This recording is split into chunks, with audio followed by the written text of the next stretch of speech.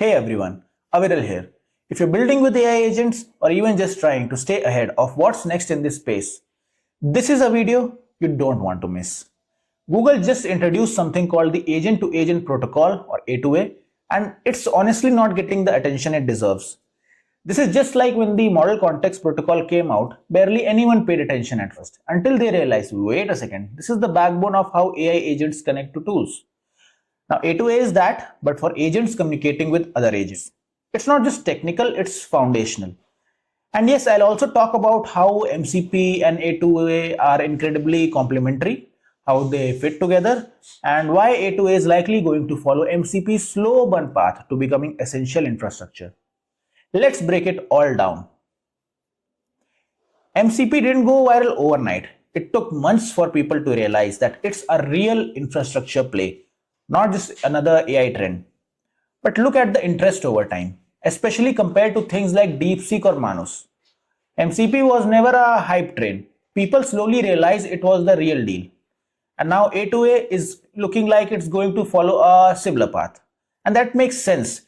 Technical protocols have always taken time to understand, for builders to wrap their heads around, and for creators to refine and simplify enough for mainstream adoption.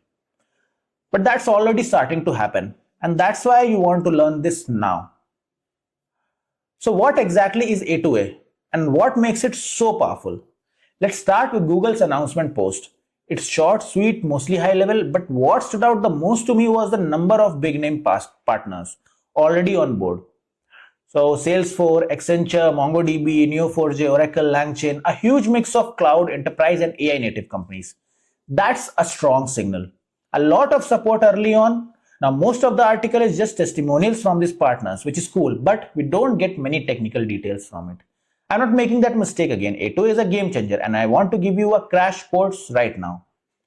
To understand the true power of A2A, let's walk through a simple but realistic architecture example. In modern AI systems, you'll often have specialized agents like a sales agent, a finance agent, a data analytics agent, all working together. Just like how humans specialize in teams, the same logic applies to agents. Let's say your sales agent can interact with your CRM, HubSpot, Salesforce, go high level using MCP. So that agent talks to tools via MCP. But what if that same sales agent needs help from a finance agent to answer a question? That's where A2A comes in. An agent talking to another agent.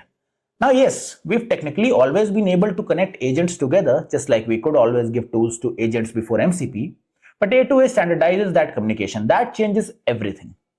First, with A2A, your agents can be built in completely different ways. One agent might be built in LangGraph, another might use Creo AI, another has no framework at all. They can be hosted across different cloud providers, doesn't matter. As long as they follow the A2A protocol, they can communicate seamlessly. That kind of flexibility and modularity is nearly impossible without a shared standard. Now here's the really big one. Without A2A, if you want your sales agent to work with your finance agent, you have to hardcore that integration. You have to tell sales agent, hey, here's how finance agent works and here's what it can do. So when the finance agent changes, you risk breaking the entire setup. With A2A agents, have something called agent discovery. Your sales agent can in real time ask the finance agent what it's capable of. It doesn't need to know everything in advance. It learns dynamically at runtime.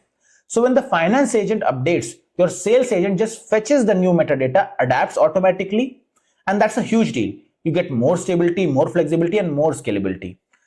Now let's look at the actual GitHub repo for A2A. This is where the meat of the protocol lives, and yes, it's completely open source.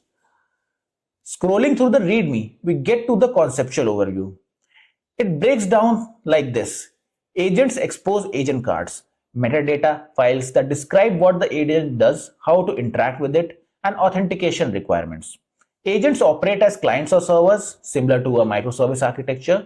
Clients fetch the agent card from other agent. They send a task, a structured request with a task ID. The server agent processes that task and returns a result.